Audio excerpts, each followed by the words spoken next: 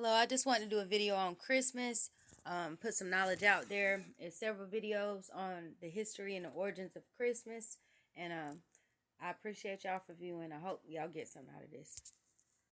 Who lived here in the 1800s. They started Christmas in Clement 1800. Clark Moore, a New York professor of Oriental and Greek literature, had an idea that would change Christmas forever.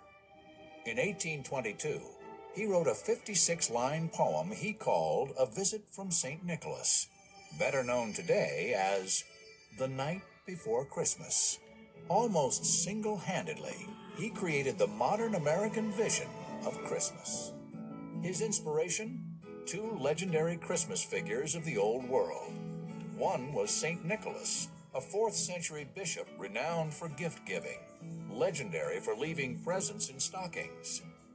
The other was Sinterklaas, the Dutch version of St. Nicholas. Sinterklaas had merged a bit with Odin, the pagan god of Yule, who flew through the sky on an 8-legged horse. Moore introduced several new characteristics for Santa. He dressed him in American fur, gave him a pipe, and portrayed him not as a priest, but a jolly, dimpled elf with a twinkle in his eye. On his back, he toted a sack full of toys for the children of the house. Moore also gave him a sleigh that he flew through the sky, led not by a horse, but by 8 reindeer, each with its own name. As iconic as Clement Clark Moore's Santa was, he still wasn't the fully formed Kris Kringle we know today. His Santa still had no North Pole workshop, no elves, no letters from kids, and no naughty and nice list. Where did these details come from? Give the credit to another New Yorker, illustrator Thomas.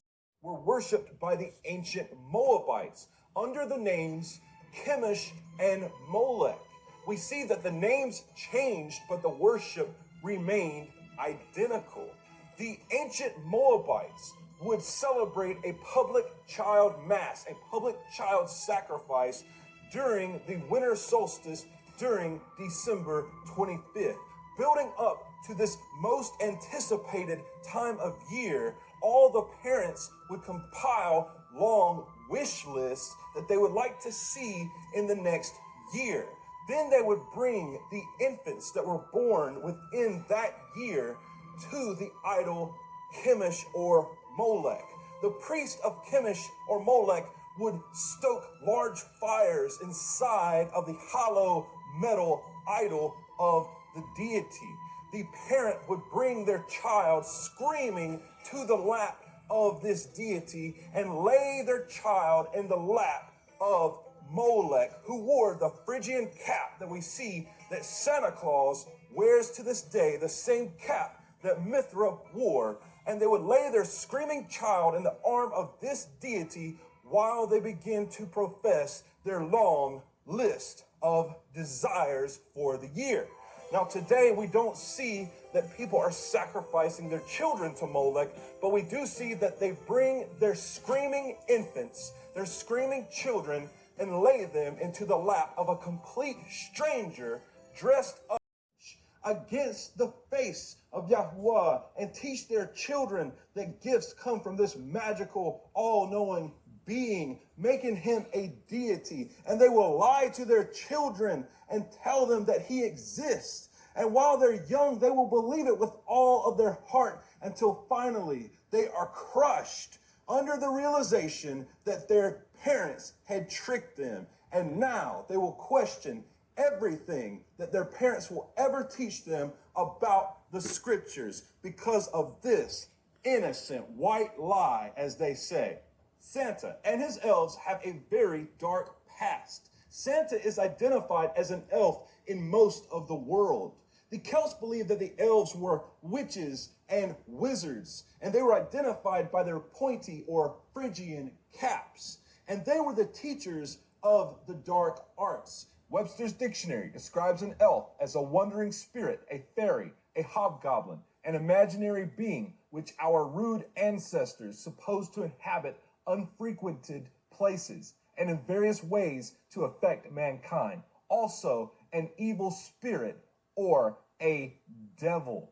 Satanist and New Age guru H.P. Blavatsky states that elves are disembodied spirits used in magic and sorcery and are the principal agents in seances.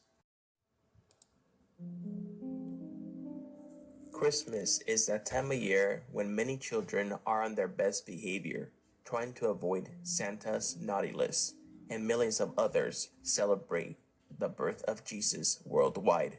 However, there's a darkness that surrounds the holiday that many love and cherish, and most are completely unaware of it.